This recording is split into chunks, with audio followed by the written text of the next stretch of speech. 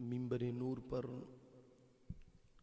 جلوہ فرما باوقار مقتدر علماء کرام، معزز سامعین سامعات، السلام علیکم ورحمۃ اللہ وبرکاتہ۔ الحمد للہ رب العالمین، والصلاة والسلام على سید الانبیاء والمرسلین وعلى آلہ واصحابہ اجمعین، اما بعد، فاعوذ باللہ من الشیطان الرجیم، بسم اللہ الرحمن الرحیم۔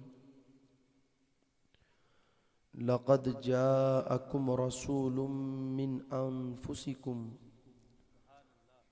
عزیز علیہ ما عنتم حریص علیکم بالمؤمنین رؤوف الرحیم۔ صدق اللہ العظیم وبلغنا رسولہ النبی الامین المتین المعین الکریم،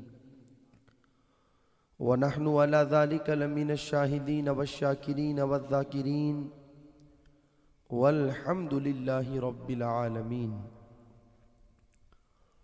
آئیے سب سے پہلے ہم اور آپ مل کر دنیا کے سب سے حسین گنبد خضرا میں آرام فرمانے والے آقا حضور رحمت عالم نور مجسم دائی حلیمہ کے حلیم، امت کے غم خار، ہم غریبوں کے غم گسار، نائب پروردگار حضور شہنشاہ مدینہ، سرور قلب و جگر و سینہ، فیض گنجینہ اور جن کا خوشبودار ہے مقدس پسینہ، ایسا خوشبودار میرے امام نے کہا ان کی مہک نے دل کے غنچے کھلا دیے ہیں، ان کی مہک نے دل کے غنچے کھلا دیے ہیں، جس راہ چل دیے ہیں کوچے بسا دیے ہیں، یعنی جناب احمد مجتبی محمد مصطفیٰ صلی اللہ تعالی علیہ وسلم کی بارگاہ ناز میں عقیدت و محبت کے ساتھ، اس عقیدے کے ساتھ کہ ہم یہاں سے پکارے وہاں وہ سنے، مصطفیٰ کی سماعت پہ لاکھوں سلام، دور و نزدیک کے سننے والے وہ کان لالے کرامت پہ لاکھوں سلام۔ پڑھیے درود پاک، اللہم صلی علی سیدنا و مولانا محمد وبارک وسلم صلاۃ و سلاما علیک یا رسول اللہ صلی اللہ تعالی علیہ وسلم۔ اللہ تعالیٰ کا یہ بے انتہا احسان و کرم ہوا کہ اس پروردگار عالم نے اپنی خاص توفیق سے ہم اور آپ تمامی لوگوں کو آج یہاں اپنے اور اپنے پیارے حبیب صلی اللہ تعالی علیہ وسلم کے ذکر کے حوالے سے جمع فرمایا۔ ماشاءاللہ یہ پاکیزہ محفل فتح پور کی سرزمین پر بسنے والے خوش عقیدہ سنی نوجوانوں نے اپنے علماء کرام کی سرپرستی میں جشن عید میلاد النبی صلی اللہ تعالی علیہ وسلم کے حوالے سے انعقاد پذیر کی ہے۔ دعا کرتے ہیں پروردگار عالم اس پاکیزہ محفل کو اپنی بارگاہ میں قبول فرمائے، اور بالخصوص پروردگار عالم اپنے محبوب علیہ الصلاۃ کے صدقے طفیل ہم سب کا یہاں پر آنا، بیٹھنا، بٹھانا، سننا، سنانا اپنی بارگاہ میں قبول و منظور فرمائے۔ جشن عید میلاد النبی صلی اللہ تعالی علیہ وسلم کے حوالے سے اس محفل کا اہتمام کیا گیا۔ میں نے خطبہ مشرفہ کے بعد ایک آیت کریمہ کی تلاوت کا شرف حاصل کیا جس میں اللہ تعالی ارشاد فرماتا ہے لقد جاءکم رسول من انفسکم، بے شک تمہارے پاس آ گیا تم ہی میں سے ایک عزت والا رسول، عزیز علیہ ما عنتم، جس پر دشوار گزرتا ہے تمہارا تکلیف میں پڑ جانا، حریص علیکم، اور وہ دنیاوی اور اخروی معاملات میں تمہارے لیے حریص ہے، بالمؤمنین رؤوف الرحیم، اور وہ ایمان والوں پر انتہائی مہربان ہے۔ یہ آیت کریمہ جس کا میں نے سادہ سا ترجمہ آپ کے سامنے پیش کیا، اگر ٹھنڈے دماغ سے ہم اور آپ زیادہ کچھ نہیں، صرف اس ایک آیت کریمہ کو نگاہوں کے سامنے رکھ کر اس کے ترجمے پر غور و فکر کر لیوے تو یہ بات ہم سب کے سامنے روز روشن کی طرح ظاہر ہو جائے گی کہ اس آیت کریمہ میں اللہ تبارک و تعالی نے ایک طرف تو اپنے محبوب علیہ السلام کی عظمت و شان کو بیان فرمایا اور دوسری طرف مصطفیٰ جان رحمت کے میلاد کو بیان فرمایا۔ لوگ پتہ نہیں کیوں پریشان رہتے ہیں، کیوں بے چین و بے قرار رہتے ہیں، یہ میلاد تم کہاں سے مناتے ہو، میلاد کس نے منایا ہے، کس نے منانے کا حکم دیا ہے۔ نادان ساری بات چھوڑ، صرف اس ایک آیت کریمہ کے تو ترجمے پر غور و فکر کر لے تو بات تجھے سمجھ میں آ جائے گی کہ رب نے فرمایا لقد جاءکم رسول من انفسکم عزیز علیہ ما عنتم حریص علیکم بالمؤمنین رؤوف الرحیم۔ اس آیت کریمہ میں ایک طرف تو رب کی عظمت و رب نے اپنے محبوب کی عظمت و شان کو بیان کیا اور دوسری طرف دیکھا جائے تو مصطفیٰ جان رحمت کے میلاد کو بیان فرمایا ہے۔ رب فرماتا ہے لقد جاءکم رسول من انفسکم، بے شک تمہارے پاس تمہیں میں سے ایک عزت والا رسول آیا۔ یاد رکھیے گا، ہم اندازہ لگائیں یار اس محبوب علیہ السلام کی عظمت و شان کا عالم کیا ہوگا جنہیں رب عزت والا کہے۔ پیر اپنے مرید سے جس انداز میں چاہے بات کر لے، اس لیے کہ وہ پیر ہے۔ استاد اپنے شاگرد سے جس انداز میں چاہے کسی چیز کا حکم دے دے، اس لیے کہ وہ اس کا استاد ہے۔ باپ اپنے بیٹے سے جس اعتبار سے چاہے بات کر لے، اس لیے کہ وہ بیٹے کا باپ ہے۔ مصطفیٰ جان رحمت صلی اللہ تعالی علیہ وسلم سب کچھ ہے، مگر اس کے بعد بھی اللہ کے بندے ہیں، اور پروردگار عالم پوری کائنات کا خالق و مالک ہے۔ وہ جس انداز میں چاہے اپنے بندوں سے خطاب فرما لے، وہ جس انداز میں چاہے اپنے بندوں کا ذکر کر لے، وہ جس انداز میں چاہے اپنے بندوں کی بات کر لے۔ مگر آپ دیکھیں جس رب نے حضرت موسیٰ علیہ السلام کا ذکر، حضرت آدم علیہ السلام کا ذکر، حضرت ہود علیہ السلام کا ذکر، حضرت زکریا علیہ السلام کا ذکر، حضرت یحییٰ علیہ السلام کا ذکر، ان کا نام لے کر کبھی یا آدم کہا، کبھی یا موسیٰ کہا، کبھی یا زکریا کہا، کبھی یا یحییٰ کہا، کبھی یا داؤد کہا، اور پیغمبروں کا ذکر رب نے اس انداز میں فرمایا، مگر محبوب کی باری آئی تو فرمایا جاءکم رسول، تمہارے ہمارے پاس جو یہ رسول آیا ہے یہ کوئی معمولی رسول نہیں بلکہ عزت والا رسول ہے۔ فتح پور والوں غور کرو، رب نے جس محبوب کو عزت والا کہا ہو اس محبوب کی عظمتوں کا کون اندازہ لگا سکتا ہے؟ وہ محبوب عزت والا ہے، عزت والا، شان والا۔ کیسی شان والا، سبحان اللہ۔ میرے پاس الفاظ نہیں کہ اس محبوب کی عظمت و شان کو بیان کروں، مگر آؤ نہ کسی عاشق کی زبان میں اس محبوب کا ذکر کیا جائے اور ان کا ذکر کر کے اپنے آپ کو مستفیض و مستنید کیا جائے۔ اللہ اکبر۔ اللہ نے کیسی شان والا، کیسی عزت والا، کیسے مقام و مرتبے والا اپنے محبوب کو بنایا۔ میرے امام نے کہا سب سے اولا و اعلیٰ ہمارا نبی، سب سے بالا و والا ہمارا نبی، اپنے مولا کا پیارا ہمارا نبی، دونوں عالم کا دولہ ہمارا نبی۔ کیا خبر کتنے تارے کھیلے چھپ گئے پر نہ ڈوبے نہ ڈوبا ہمارا نبی۔ خلق سے اولیاء، اولیاء سے رسول اور رسولوں سے اعلیٰ ہمارا نبی۔ سب چمک والے اجلوں میں چمکا کیے، اندھے شیشوں میں چمکا ہمارا نبی۔ جن کی دو بوند ہے کوثر و سلسبیل ہے وہ رحمت کا دریا ہمارا نبی۔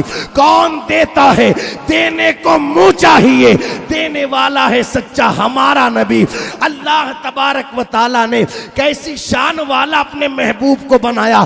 میرے امام نے کہا سرور کہوں کہ مالک و مولا کہوں تجھے، باغ خلیل کا گل زیبا کہوں تجھے، تیرے تو وصف عیب تناہی سے ہے بری، ہیرا ہوں میرے شاہ میں کیا کیا کہوں تجھے۔ آخر رضا نے ختم سخن اس پہ کر دیا، خالق کا بندہ خلق کا آقا کہوں تجھے۔ رسول من انفسکم، تمہیں میں سے ایک عزت والا رسول آیا، ایک شان والا رسول آیا۔ کیسی شان والا وہ رسول ہے، سبحان اللہ، جس کے ایک اشارے پر چاند دو ٹکڑے ہو جاتا ہے، جس کے ایک اشارے پر ڈوبا ہوا سورج پلٹ کر کے آ جاتا ہے۔ وہ رسول کتنی شان والا ہوگا، کتنی شان والا ہوگا، کتنی شان والا ہوگا۔ مٹھی ابو جہل کی ہے، پاور ابو جہل کا ہے، قبضہ ابو جہل کا ہے، بند ہے کنکریاں، مگر وہ کنکریاں بھی کلمہ میرے مصطفیٰ کا پڑھا کرتی ہے۔ وہ شاہ رسول کتنی شان والا ہوگا کہ کوئی آ کر کے کہے نبی ہے تو درخت کو اپنے قریب بلا کر کے دکھائیں۔ نبی نے ارشاد فرمایا ٹھیک ہے تو ہی جا کر کے کہہ دے کہ آمینہ کا لال تجھے بلاتا ہے۔ سوال کو اور مشکل کر دیا، بندے نے جا کر کے کہا اے درخت تجھے آمینہ کا لال بلاتا ہے۔ اللہ اکبر، پھلوں سے لدا ہوا درخت کبھی ادھر ہوا کبھی ادھر ہوا، کبھی ادھر ہوا کبھی ادھر ہوا۔ لوگوں نے تو صرف اتنا کہا درخت ادھر ہوا ادھر ہوا، مگر میرا وجدان کہتا ہے آج درخت بھی جھوم رہا تھا، اس لیے کہ آمینہ کے لال کا بلاوا آ گیا ہے۔ یار آج عاشق کو مدینے سے مصطفیٰ جان رحمت کا بلاوا آئے تو بندہ پھولا نہیں سماتا۔ یار اتنے لوگوں نے حج کا فارم لگایا، یہ میرا نصیبہ ہے کہ مصطفیٰ نے مجھے بلایا، تو اس درخت کی بھی آج قسمت چمک اٹھی، جھومنے لگا کہ مصطفیٰ جان رحمت نے مجھے بلایا ہے، اور جھوم کر کے اپنی جڑوں کو اس نے ڈھیلا کیا، زمین چیر کر کے میرے نبی کے قدموں میں آیا۔ حضور نے ارشاد فرمایا جا واپس اپنی جگہ چلا جا۔ یار اس بات کو تو سب جانتے ہیں، ایک تناور درخت، ایک بڑا سا درخت ایک مرتبہ زمین سے نکل جائے، جڑیں اس کی کٹ جائے، واپس اس کو زمین میں لگایا جائے نہیں لگتا، مگر آپ دیکھیں نا نبی نے بلایا، نکل کر کے آ گیا، پھر اسے حکم دیا جا کر کے اپنی جگہ واپس لگ گیا۔ پتہ کیا چلا؟ جہاں کسی کا پاور نہ چلے وہاں مصطفیٰ جان رحمت کا پاور چلا کرتا ہے۔ اندازہ لگائیں اللہ نے اپنے محبوب کو کیا شان عطا فرمائی۔ سبحان اللہ، نعرہ تکبیر، نعرہ رسالت، جشن عید میلاد النبی، نعرہ تکبیر، نعرہ رسالت۔ آیا تمہارے پاس تمہیں میں سے عزت والا رسول، ذہن حاضر ہے تو دیکھیں اللہ نے کیسی عزت والا رسول ہمیں عطا فرمایا۔ سبحان اللہ، حضرت ابراہیم علیہ السلام اللہ کے خلیل ہیں. کیا ہیں؟ اللہ کے خلیل. خلیل کا معنی اللہ کے دوست. قرآن کہتا ہے واتخذ اللہ ابراہیم خلیلا. اللہ نے ابراہیم علیہ السلام کو اپنا گہرا دوست بنایا, اپنا خلیل بنایا. یہ حضرت ابراہیم علیہ السلام. آپ کے قدم لگے ایک پتھر پر. کس پر لگے؟ پتھر پر. جب حضرت ابراہیم علیہ السلام کے قدم لگے نا اس پتھر پر, تو آپ کے قدموں کی برکت سے اس پتھر کو بھی وہ اعجاز ملا. اللہ کا قرآن کہتا ہے وَاتَّخِذُوا مِن مَّقَامِ إِبْرَاهِيمَ مُصَلًّى. مقام ابراہیم کو مصلی بنایا جائے. مقام ابراہیم کو مصلی بنایا جائے. آپ دیکھیں یہ شان حضرت ابراہیم علیہ السلام کی. جس پتھر پر قدم لگا, جس پتھر پر قدم لگا, اس پتھر کے حوالے سے قرآن نے کہا مقام ابراہیم کو مصلی بناؤ, مقام ابراہیم کو مصلی بناؤ. اب چلو مصطفیٰ جان رحمت کی بارگاہ میں نبی دنیا میں تشریف لائے. آپ کا قدم زمین پر لگا, آپ کا قدم زمین پر لگا. نبی نے فرمایا اللہ نے میرے قدم کی برکت سے پوری روئے زمین کو میرے لیے, میری امت کے لیے مصلی بنا دیا ہے. وہاں پتھر پر قدم لگا تو پتھر مصلی بنا. یہ خصوصیت صرف حضور کو ملی. پوری زمین مصطفیٰ جان رحمت کے غلاموں کے لیے مصلی. جہاں چاہے وہاں نماز پڑھ لے. سبحان اللہ, کیسی شان والا رسول. حضرت ابراہیم علیہ السلام آگ میں تشریف لے کر کے گئے. کس میں تشریف لے کر کے گئے؟ مشہور سی روایت ہے, آپ لوگ سنتے ہی رہتے ہیں. جب تشریف لے کر کے گئے آگ میں جو نمرود نے جلائی تھی, تو ہوا کیا؟ قلنا یا نار کونی بردا وسلاما علی ابراہیم. اللہ نے فرمایا اے آگ ہمارے ابراہیم پر سلامتی والی ٹھنڈی ہو جا. آگ آگ نہ رہی. حضرت ابراہیم علیہ السلام کے لیے جنت کا باغ بن گیا. یہ حضرت ابراہیم علیہ السلام کی شان, یہ ان کا مقام. آپ آگ میں تشریف لے کر کے گئے, آپ کے قدم کی برکت سے آگ آگ نہ رہی, جنت کا باغ بن گئی. جہاں ذہن حاضر رکھیے گا, یہ شان اللہ نے ابراہیم علیہ السلام کو عطا فرمائی. اب چلیں مصطفیٰ جان رحمت صلی اللہ تعالی علیہ وسلم کی بارگاہ میں. اللہ نے کیسا شان والا رسول بنا کر کے دنیا میں بھیجا. وہاں ابراہیم علیہ السلام آگ میں تشریف لے کر کے جائیں تو دنیا میں نمرود کی جلائی ہوئی آگ ٹھنڈی ہو جائے. روایت اٹھا کر کے پڑھیں, فرمایا گیا کل قیامت کے دن جب نبی کا امتی پل صراط سے گزرے گا تو مصطفیٰ جان رحمت صلی اللہ تعالی علیہ وسلم کے اس امتی کے ایمان کی حرارت سے جہنم کی آگ ٹھنڈی ہونے لگے گی, اور جہنم کی آگ بھی کہے گی اے نبی کے دیوانے جلدی سے گزر جا, اور اے تیرے ایمان کی چمک سے میری آگ ٹھنڈی ہو رہی ہے. وہاں ابراہیم آگ میں تشریف لے کر کے گئے تو آپ کے قدم کی برکت سے وہ آگ ٹھنڈی ہوئی, اور یہاں نبی کا امتی پل صراط سے گزرے تو گزرنے کی وجہ سے جہنم کی آگ ٹھنڈی ہو جائے. تھوڑا اور آسان کروں, دیکھیں کیا شانیں دی اللہ نے. سبحان اللہ. میرے آقا علیہ السلام اپنے ایک صحابی کے گھر دعوت میں تشریف لے کر کے جائے. ایک دسترخوان سے اپنا ہاتھ لگا دے وے. سبحان اللہ. اب ان صحابی سے پوچھو نا, یہ کپڑے کا دسترخوان جب کبھی کبھار میلا ہو جاتا ہے تو اسے دھلا کیسے جاتا ہے؟ کہتے ہیں تنور میں آگ جلاتا ہوں, اس دسترخوان کو ڈال دیتا ہوں, تھوڑی دیر کے بعد نکالتا ہوں تو بالکل صاف ہو جاتا ہے. سمجھ رہے ہیں آپ؟ سمجھ رہے ہیں؟ آگ کا کام کپڑے کو صاف کرنا نہیں، کپڑے کو جلا دینا ہے، کپڑے کو جلا دینا۔ مگر بات سمجھ میں نہ آئی یار کیا وجہ ہے؟ جو آگ اچھے اچھوں کو جلا دے وے، مگر وہ صحابی رسول کپڑے کو آگ میں ڈالے، آگ جلا نہ سکے، تو ارشاد فرماتے صحابی آگ کیسے اس کپڑے کو جلائے گی؟ نبی کا ہاتھ اس کپڑے پر لگا تھا۔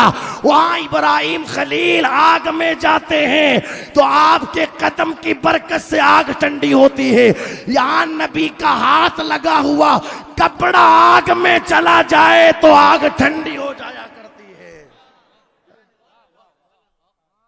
رسول عزت والا رسول، سبحان اللہ، کیسی عزت والا اور کیسی شان والا رسول اللہ نے ہمیں عطا فرمایا۔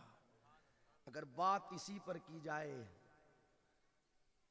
تو یہ وقت تو کیا لوگوں کی زندگیاں ختم ہو گئی، مگر میرے آقا علیہ الصلوۃ والسلام کی عظمت کو نہ کوئی بیان کر سکا ہے کما حقہ، اور نہ کوئی بیان کر سکتا ہے۔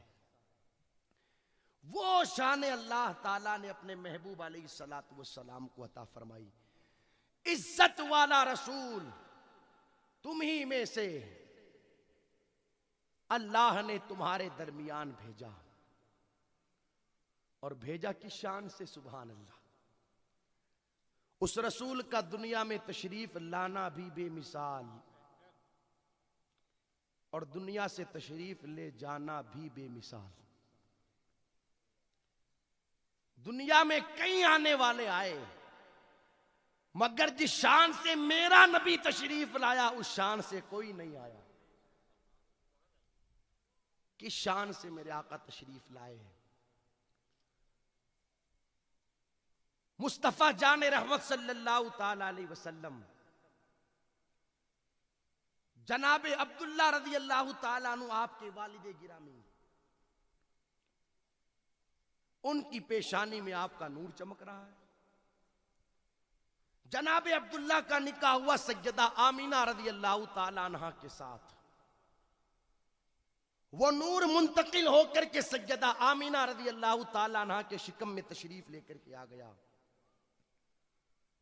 سیدہ آمینہ کہتی ہے جس دن سے شہزادے کا نور میرے شکم میں آیا، سبحان اللہ، میرے حالات بدل گئے، میرے حالات بدل گئے۔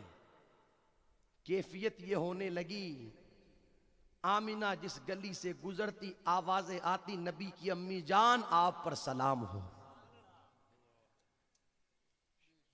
درختوں سے آواز آتی نبی کی امی جان آپ پر سلام ہو،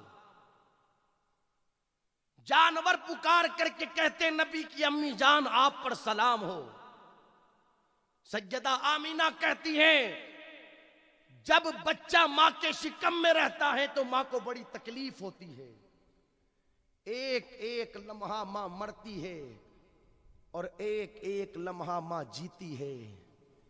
جب درد ہوتا ہے نا عورت کو بچے کے شکم میں رہنے کی وجہ سے تو اس کی جان نکلنے لگتی ہے، اور جب ماں بننے کی امید اس کی نگاہوں کے سامنے آتی ہے تو پھر سے اس ماں کو زندگی مل جاتی ہے۔ ہمیں اس چیز کا احساس نہیں۔ پوچھئے گا کبھی جا کر کے اپنی ماؤں سے کہ ماں جب میں تیرے شکم میں تھا اس وقت تجھے کتنی تکلیفوں کا سامنا کرنا پڑا۔ آج تو ہم جوان ہو گئے نا، ہاتھ پاؤں میں ہمارے طاقت آ گئی، زبان چرچل بولنے لگی، کان سننے لگے، آنکھ دیکھنے لگی، تو ہم سمجھتے ہیں کہ جو کچھ ہے وہ ہم ہی ہیں، ماں باپ ہمارے سامنے کچھ بھی نہیں۔ اب تو حال یہ ہے کہ جس بیٹے کو ماں باپ کے سامنے غلام بن کر کے رہنا چاہیے وہ بیٹا معاذ اللہ اپنے ماں باپ کو اپنے سامنے غلام بنا کر کے رکھتا ہے۔ یہ کیفیتیں ہیں بڑی معذرت کے ساتھ، حالات یہ ہیں، حالات ماں باپ بچوں کا منہ دیکھ کر کے ان سے بات کرتے ہیں کہ کہیں بچہ غصے میں تو نہیں، اس لیے کہ اگر بچہ غصے میں رہے گا ہم جا کر کے بات کریں گے تو کہیں ایسا نہ ہو کہ بچہ ہمیں جھڑک دے وے، ہمیں ڈانٹ دے وے، ہمیں کچھ کہہ نہ دے وے۔ کتنی بے غیرتی کی بات کہ آج ماں باپ کو بچوں سے بات کرنے کے لیے یہ دیکھنا پڑ رہا ہے کہ میرے بیٹے کا موڈ کیسا ہے، اس وقت میرے بچے کا مزاج کیسا ہے. یہ کیفیتیں پیدا ہونے لگی. ہمارے علماء فرماتے ہیں اولاد ماں باپ کے سامنے ایسے رہے جیسے بادشاہ کے سامنے اس کی رعایا رہتی ہے. ماں باپ تجھ سے بات کرنے کے لیے تیرے مزاج کو نہ دیکھے، بلکہ تجھے ماں باپ سے بات کرنی ہو تو تو دیکھے کہ میرے ماں باپ کا اس وقت مزاج کیسا ہے. ہمیں اس چیز کا ذرہ برابر بھی احساس نہ رہا کہ ماں باپ کہتے کسے ہیں. وہ سلوک کیا جاتا ہے آج ماں باپ کے ساتھ کہ جسے دیکھ کر کے شرم سے آنکھیں جھک جاتی ہیں. یہ کوئی معمولی چیز نہیں ہے پیارے کہ 9 مہینے ایک عورت اپنے شکم میں اپنے بچے کو رکھتی ہے. کوئی معمولی چیز ہے؟ آپ کے پاؤں میں کیل چلی جائے، کانٹا چلا جائے، میں کہوں 2 لاکھ روپیہ دوں گا اسے وہیں رہنے دو، کوئی رہنے دے گا؟ اگر کسی بندے کے گلے کے ذریعے پیٹ میں 1 کا سکہ چلا جائے کتنا پریشان ہوتا ہے اسے نکلوانے کے لیے. کوئی کہے رہنے دے وہیں، میں تجھے 1 لاکھ روپیہ دوں گا، کوئی رہنے دے گا؟ کہے گا کیسی باتیں کرتا ہے، چل ہٹ. مجھے تو اس بندے کا پتہ بتا جو کسی نہ کسی طریقے سے اس روپیے کو باہر نکال دے وے. 1 روپیہ ہم سے شکم میں نہیں رکھا جاتا. اس ماں کے کلیجے سے پوچھ کیا گزری ہوگی اس کے اوپر جس وقت اس نے ہمارا اتنا بڑا وجود 9 مہینے تک اپنے پیٹ میں رکھا تھا. اور بات یہیں پر پوری نہیں ہوئی، وہ لمحات کیا رہتے ہوں گے جس وقت بچے کی ولادت ہوتی ہوگی. ہم تو سمجھتے ہیں کہ ہم نے مہینے کے 500 روپے ماں کے باندھ دیے ہیں اور 1 ٹائم کی روٹی ماں میرے پاس کھائے گی، 1 ٹائم کی روٹی دوسرے والے بھائی کے پاس کھائے گی. یہ ہماری ذمہ داری، فری ہو گئے ہم. اور یہ بھی افسوس کی بات، شرم کی بات، رونے کی بات، 5 بیٹے ہیں، 5 بیٹے وہ باریاں باندھتے ہیں ماں باپ کی. 100 روپے دینا ہے سب کو. 1 ٹائم تیرے پاس کھائے گی، 1 ٹائم اس کے پاس کھائے گی، 1 ہفتہ اس کے پاس کھائے گی، 1 ہفتہ اس کے پاس. یہ کیفیتیں ہیں یا نہیں؟ اور کسی دن اگر بیچ مہینے میں وہ 100 روپے جو مہینے کا خرچہ دیا ہے ختم ہو جائے اور باپ بیچارے مطالبہ کر لے کہ یار دوائی ختم ہو گئی، دوائی لے کر کے آنا ہے، ذرا کچھ روپیہ دے دیا جائے، تو بیٹا بعد میں بولتا ہے، بیٹے کی بہو پہلے کہتی ہے دیا تو تھا ہمارے شوہر نے آپ کو مہینے پر 100 روپیہ، کیا ہم اکیلے یہ دینے والے، کسی اور سے جا کر کے مانگو. یہ کیفیتیں لوگوں کی چند روپیہ دے کر کے اپنے حقوق سے بری ذمہ ہونے والوں، یہ تمہاری خام خیالی ہے، اس کے علاوہ کچھ نہیں. ورنہ دیکھیں نبی کی بارگاہ میں صحابی آئے، کہنے لگے یا رسول اللہ میں نے ماں کو کاندھے پر بٹھا کر چلچلاتی دھوپ میں کعبے کا طواف کروایا، ارکان حج ادا کروائے، آپ بتائیں کیا میں نے اپنی ماں کا حق ادا کر دیا؟ نبی ارشاد فرماتے صحابی تم حق کو ادا کرنے کی بات کرتے ہو، ارے تمہاری پیدائش کے وقت جو تمہاری ماں کو جھٹکے لگے تھے ان جھٹکوں میں سے تم نے 1 جھٹکے کا حق بھی ادا نہیں کیا ہے. اسے ماں کہا جاتا ہے، اسے ماں کہا جاتا ہے. تو عرض یہ کر رہا تھا ہماری ذمہ داری بنتی ہے اپنے ماں باپ کی عزت کی جائے. یہ پیغام ہے میلاد مصطفیٰ کا، اس لیے کہ نبی کی آمد سے پہلے حال کیا تھا ماں باپ کا؟ منڈیوں میں بکتے تھے ماں باپ، منڈیوں میں بکتے تھے. مگر میرا نبی تشریف لے کر کے آیا، سبحان اللہ، کیا عزتیں دی میرے نبی نے ماں باپ کو. ارشاد فرمایا ماں باپ منڈیوں میں بیچنے کے لیے نہیں، نادان، الجنت تحت اقدام الامہات، جس جنت کی طلب میں تو ہر وقت رہتا ہے وہ جنت تیری ماں کے قدم کے نیچے ہے، اور تیرا باپ جنت کا دروازہ ہے. خدمت کر لے تو ان لوگوں کی، اللہ تجھے مرنے کے بعد بغیر حساب کے جنت عطا فرمائے گا. یہ میلاد کا مقصد ہے، میلاد کا مقصد یہ پیغام دیا میرے آقا نے دنیا میں تشریف لا کر. یہ اس محفل مبارکہ سے پہلا پیغام میں آپ لوگوں کو دینا چاہوں گا. اپنے ماں باپ کی عزت کیا کرو، قدر کیا کرو اپنے ماں باپ کی. کبھی اونچی آواز میں بات نہ کیا کرو اپنے ماں باپ سے.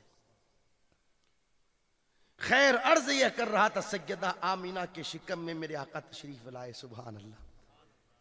کہتی ہے سیدہ آمینہ، عام طور پر جو عورتوں کو تکلیفیں ہوتی ہے نا، وہ تکلیف مجھے ذرہ برابر بھی نہیں ہوئی، بلکہ سیدہ آمینہ نے یہاں تک فرمایا مجھے احساس بھی نہیں ہوا. شہزادہ میرے شکم میں ہے، کوئی تکلیف نہ ہوئی. میں نے ہاتھ جوڑ کر کے نبی کی امی جان کی بارگاہ میں عرض کیا، اے نبی کی امی جان، آپ کو تکلیف ہوتی بھی کیسے؟ شہزادہ تکلیف دینے تھوڑی آیا ہے، وہ تو تکلیف زدہ لوگوں کی تکلیفوں کو دور کرنے کے لیے آیا ہے. تکلیفوں میں گرفتار لوگوں کو تکلیفوں سے چھڑانے کے لیے آیا ہے، وہ تکلیف دینے تھوڑی آیا ہے. سیدہ آمینہ کہتی ہیں، لوگوں کیا بتاؤں تمہیں، شہزادہ شکم میں تھا تو حال یہ تھا. آمینہ کنویں پر جاتی تھی پانی لینے کے لیے، عورتیں سائیڈ ہو جاتی، کہتی پہلے آمینہ کو پانی بھرنے دو. اور جب اپنا برتن آمینہ کنویں میں ڈالتی، میرا برتن کنویں میں جائے اس سے پہلے کنویں کا پانی باہر آ جاتا تھا. گویا پانی بھی کہنا چاہ رہا ہے، نبی کی امی جان اب آپ کو تکلیف اٹھانے کی کوئی ضرورت نہیں، اب آپ کو پریشانی اٹھانے کی کوئی ضرورت نہیں. سیدہ آمینہ کہتی ہے کیفیت یہ تھی، جس گلی سے آمینہ گزرتی وہ گلی مہک جاتی، جس گھر میں آمینہ جاتی وہ گھر مہک جاتا، جس برآمدے میں آمینہ پہنچتی وہ برآمدہ مہک جاتا. شور ہونے لگا. آمینہ کون سی خوشبو لگاتی ہے، کون سا عطر لگاتی ہے، گلیوں کو آمینہ مہکا دیتی ہے، گھروں کو آمینہ مہکا دیتی ہے، برآمدے کو آمینہ مہکا دیتی ہے. آخر ایسی قیمتی خوشبو کہاں سے لے کر کے آتی ہے؟ پوچھا گیا سیدہ آمینہ سے، آپ نے ارشاد فرمایا یہ کسی خوشبو کا کمال نہیں، یہ کسی خوشبو کا کمال نہیں، بلکہ اس شہزادے کا کمال ہے جو میرے شکم میں پروان چڑھ رہا ہے. اور تم نے تو صرف خوشبوئیں دیکھی ہے، یہاں تو حال یہ ہے، آمینہ جب گھر میں جھاڑو لگاتی ہے اور چھوٹے چھوٹے پتھر جب آمینہ کے پاؤں کے نیچے آتے ہیں تو پھر وہ پتھر نہیں رہتے، موم بن جاتے ہیں، اور ان پتھروں سے بھی آواز آتی ہے، نبی کی امی جان آپ پر سلام ہو، نبی کی امی جان آپ پر سلام ہو. کس شان سے میرے نبی دنیا میں تشریف لے کر کے آئے. نبی کی ولادت کے وقت جو دائیہ نبی کی امی جان کے قریب تھی، انہوں نے کہا ہم نے کیا دیکھا، کل تک جو ستارے آسمانوں پر چمکتے تھے آج آمینہ کی دیواروں پر چمک رہے ہیں. ایسا محسوس ہوتا تھا کہ ابھی آمینہ کے گھر میں گر جائیں گے. اور ان ستاروں سے آواز آتی تھی، الصلاۃ والسلام علیک یا رسول اللہ، الصلاۃ والسلام علیک یا حبیب اللہ.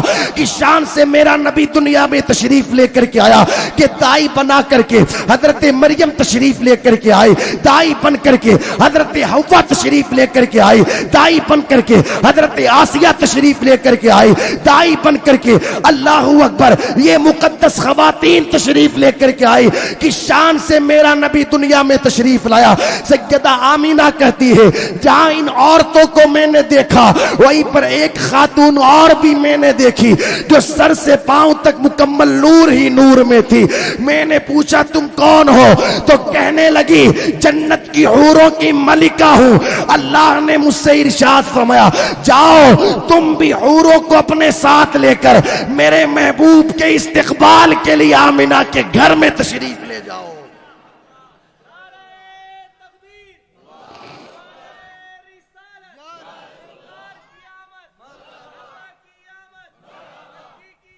لقد جاءکم رسول من انفسکم، عزت والا رسول آیا تمہیں میں سے. سبحان اللہ کی شان سے آیا.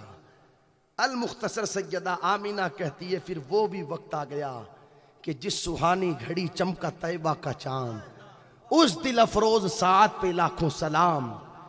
کہتی ہے میرے وجود سے نور نکلا نور، اور نور کیا نکلا، میرے شہزادے کی ولادت ہو گئی. سبحان اللہ.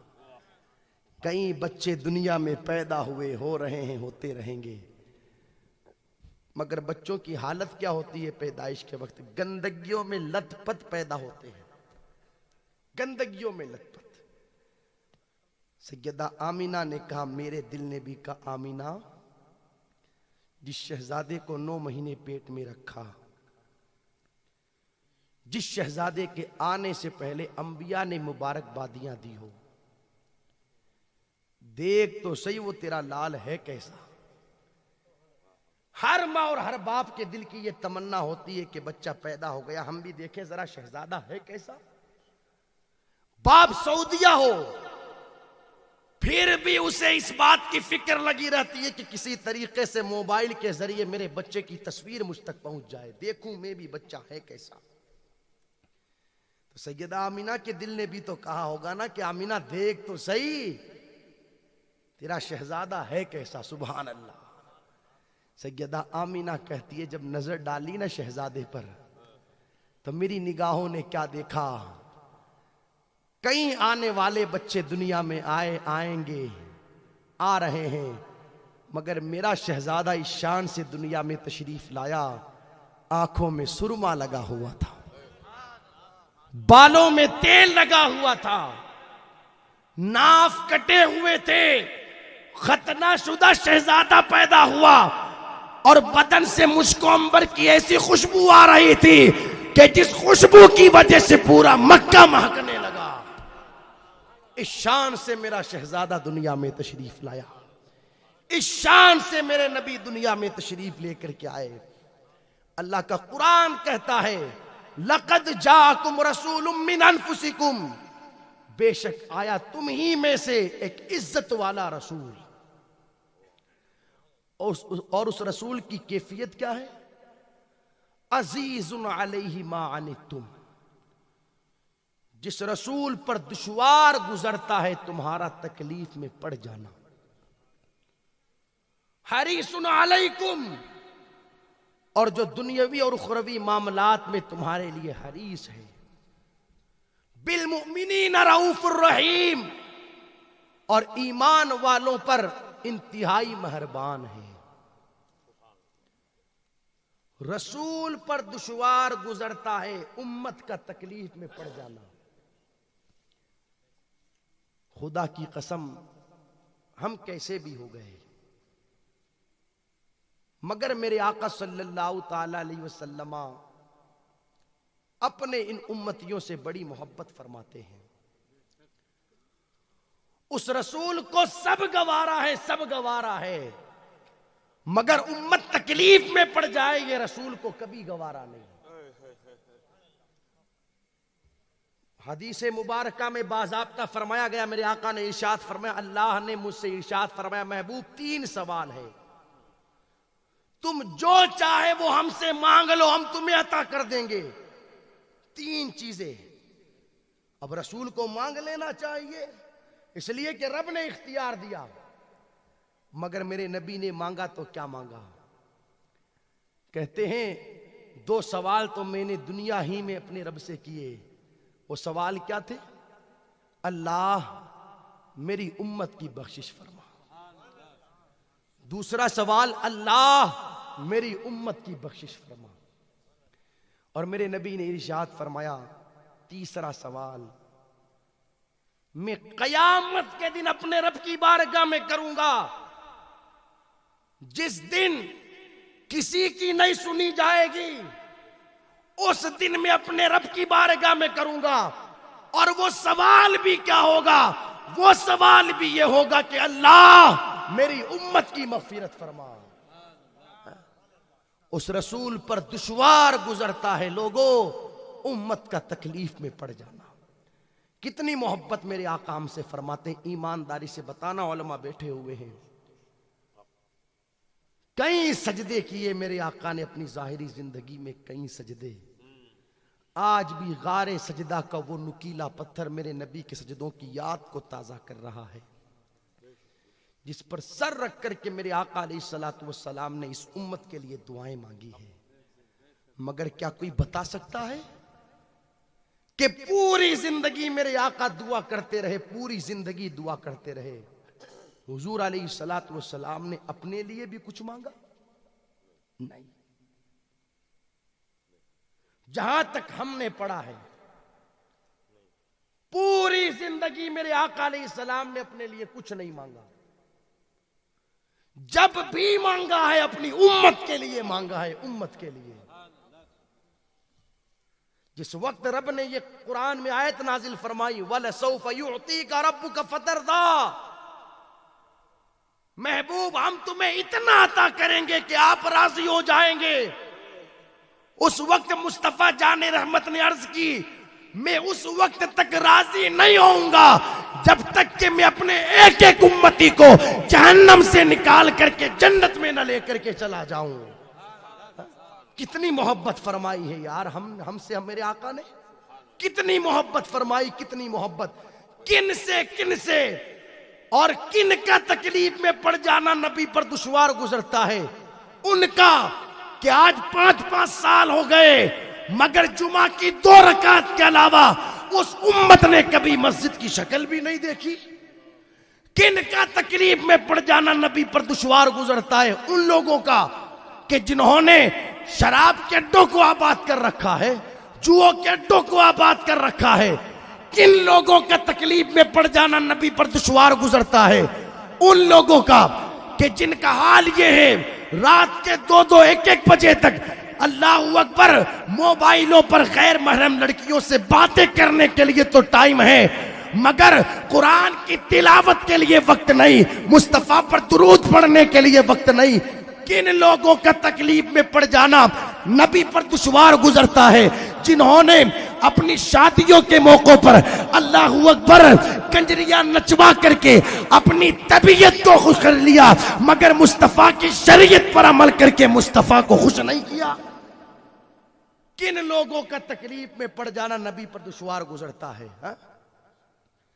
آج ہم نے ان محبتوں کا کیا صلہ دیا, آج ہم نے ان الفتوں کا, ان عقیدتوں کا کیا صلہ دیا. اتنے بھائی یہاں پر بیٹھے ہیں, بالخصوص میری قوم کا جوان. اس وقت معاشرے میں برتھ ڈے کا عام رواج چل پڑا ہے. بچہ ہو, جوان ہو, عورت ہو, مرد ہو,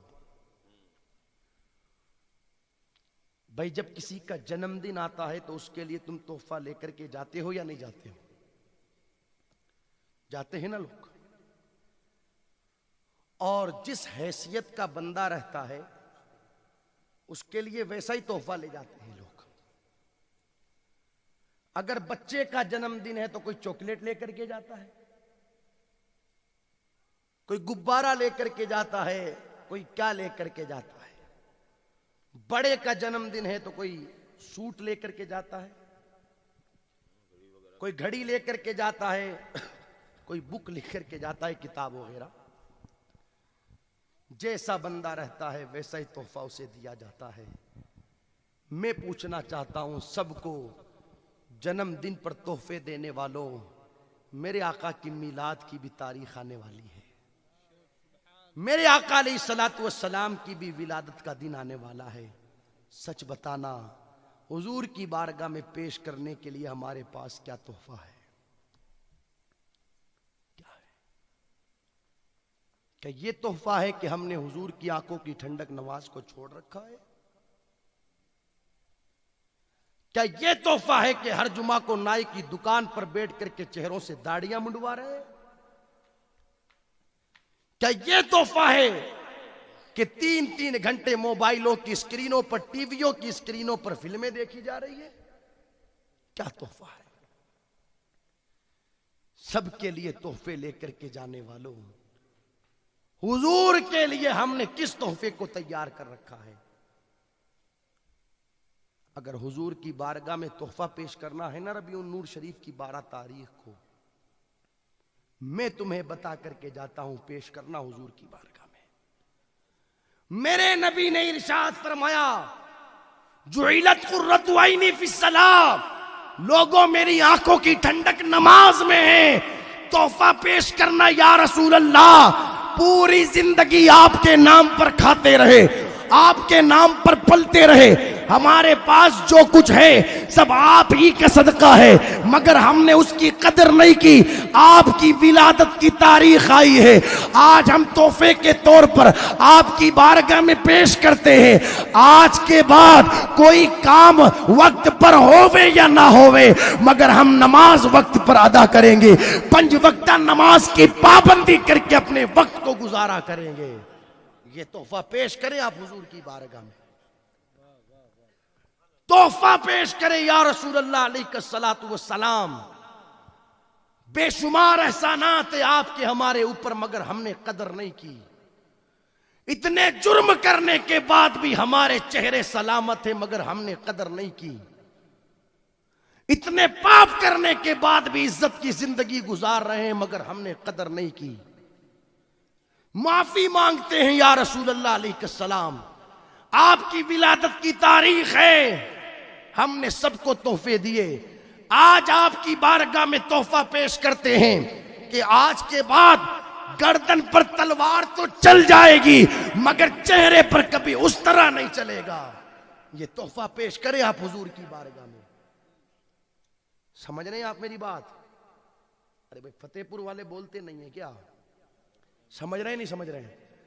کوئی تیجے کی محفل میں تو ہم آئے نہیں، تیجے 40ویں کی، حضور کے میلاد کی محفل میں آئے ہیں، تو آپ زندہ دل لے کر کے بیٹھیں اور اس انداز میں حضور کا میلاد سنیں، پتہ لگے کہ مصطفیٰ جان رحمت کے دیوانے مصطفیٰ جان رحمت کا میلاد منانے کے لیے آئے ہیں۔ سمجھ میں آ رہی ہے میری بات؟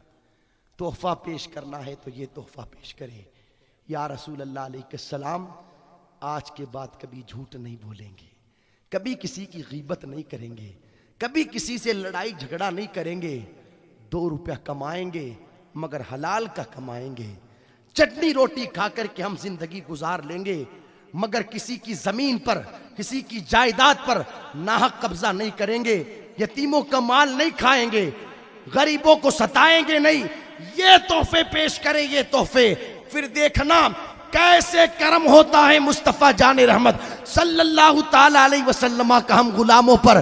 روایت اٹھا کر کے پڑھیں، جنہوں نے صحیح معنوں میں اپنے آپ کو مصطفیٰ جان رحمت کا دیوانہ بنا دیا، دیوانہ۔ آج حالت یہ ہے کہ جلوس کی پرمیشن نہیں ملتی، ورنہ جن لوگوں نے صحیح معنوں میں اپنے آپ کو حضور کا غلام بنا دیا تھا، دریا کے قریب جاتے تھے تو بے زبان بے جان دریا بھی ان کو راستہ دے دیا کرتا تھا۔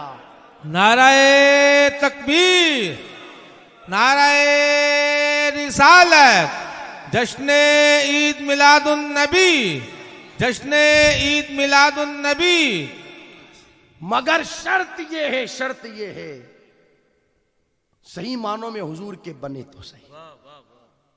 اور اب بس 2-4 دن کیا، کل کا دن گزرے گا اور کل کی رات 12ویں شب ہوگی۔ دوستو یہ مختصر سا وقت بچا ہے، جتنا زیادہ ہو سکے حضور کی بارگاہ میں درود پڑھو، جتنا زیادہ ہو سکے، جتنا زیادہ ہو سکے درود پڑھو یار، درود پڑھو۔ کوئی تو تحفہ ہے رہے ہمارے پاس کہ جسے ہم پیش کر سکے، خوب درود پڑھو، خوب درود۔ اور ابھی میں کچھ دیر پہلے کی روایت پڑھ رہا تھا، دیکھو نا میلاد منانے والوں کو میرے آقا علیہ السلام نے کیسے کیسے نوازا ہے۔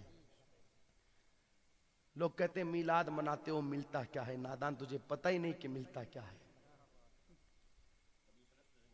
جنہوں نے منایا ہے اور جن کو ملا ہے ان سے جا کر کے پوچھو کہ انہیں کیا ملا۔ ابو بکر بن محمد ایک بزرگ ہیں، وہ فرماتے ہیں کہ میں ابو بکر بن مجاہد رحمت اللہ علیہ کی بارگاہ میں بیٹھا ہوا تھا، اتنے میں نے کیا دیکھا کہ حضرت شیخ شبلی رحمت اللہ علیہ تشریف لے کر کے آئے۔ بہت بڑے پائے کے ولی ہیں شیخ ابو بکر شبلی رحمت اللہ علیہ، وہ تشریف لے کر کے آئے تو جو ابو بکر بن مجاہد رحمت اللہ علیہ بزرگ تھے، وہ شیخ شبلی رحمت اللہ علیہ کے استقبال کے لیے کھڑے ہو گئے، ان کو عزت